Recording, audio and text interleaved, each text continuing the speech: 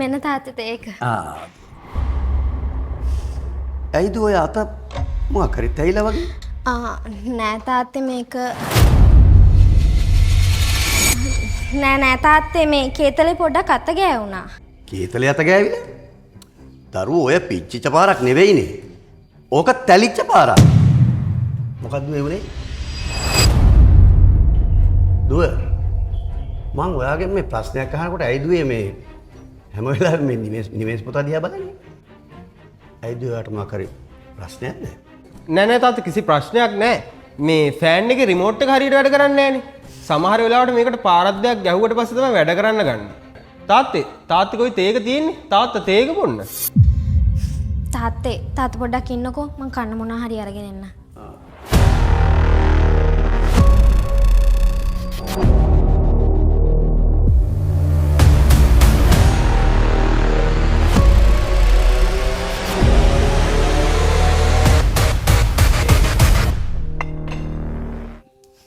දුව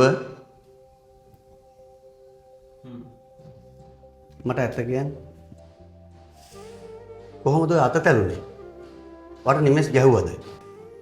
අනේ තාත්තේ අද කාලේ ගොඩක් ගෑනු අය මහත්තයකින් ගුටි කනවා. මොකද්ද දුව ඔයා කියන්නේ? තාත්තේ මේ තැළුණු පාරවල් තියෙන නිමේෂ් නිසා නෙමෙයි.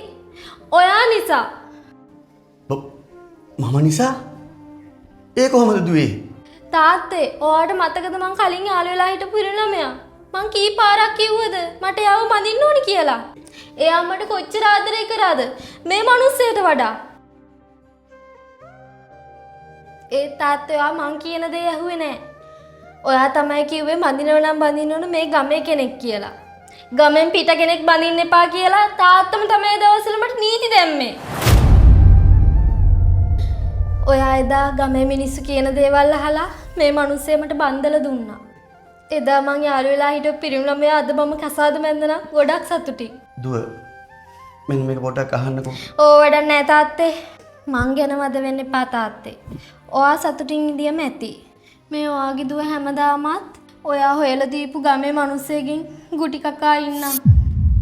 දුව අවුරුදු ගානකට කලින් මං කරපු වැරද්ද දැන් වෙනස් කරන්න බෑ. ඒ දැන් ඉඳන් තව එක මිනිත්තුවක්වත් මං ඔයාට මේ ගෙදර ඉන්න දෙන්නේ නෑ. ඔයා දැම්ම මාත් එක්ක යන්න එන්න ඕන. මොකද්ද තාත්තේ ඔයා කියන්නේ? මෙන්න මේ මිනිස්සයා අතහැරලා යන් ඔයා මාත් එක්ක ගෙදර යන්න. තාත්තේ ඔයා කිව්ව කියන මං ගෙදර ආව කියමුකෝ. මේ වෙච්ච කිසිම දෙයක් වෙනස් වෙන්නේ නැහනේ. නෑ දුව. ඔයා එහෙම හිතන්න එපා. එදා මං ගත්තු වැරදි තීරණයක් හින්දා ඔයා මුළු ජීවිත කාලෙටම විඳවන්න ඕනේ නෑ දුවේ. දුව ජීවිතේ වැරදි තීරණ ගත්තයි කියලා හැමදාම විඳව ජීවත් වෙන්න ඕනේ නැහැ. මගේ දුවට තාම අවුරුදු 26යි. තාම ජීවිතෙන් භාගයක්වත් ගෙවිලා නැහැ.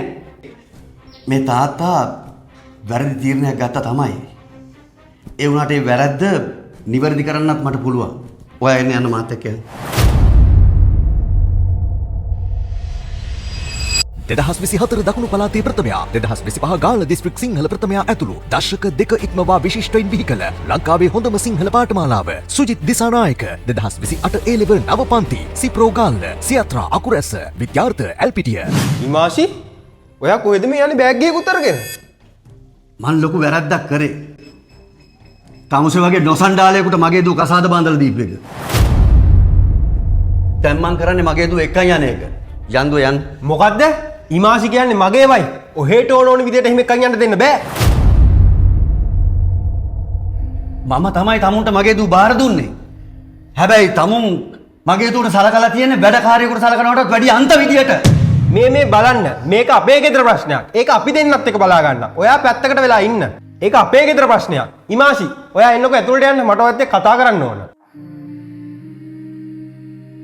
හිමාෂි මං දැන් ඔයාලට එක පාරක් කිව්වා මට ඔයත් එක්ක කතා කරන්න ඕන.